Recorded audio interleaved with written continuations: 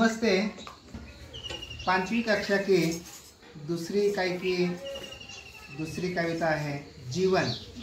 जीवन पर आधारित यह कविता है। यह कविता डॉक्टर कुलभूषण लाल मखीजा उसने लिखी है। बहुत ही सुंदर कविता है।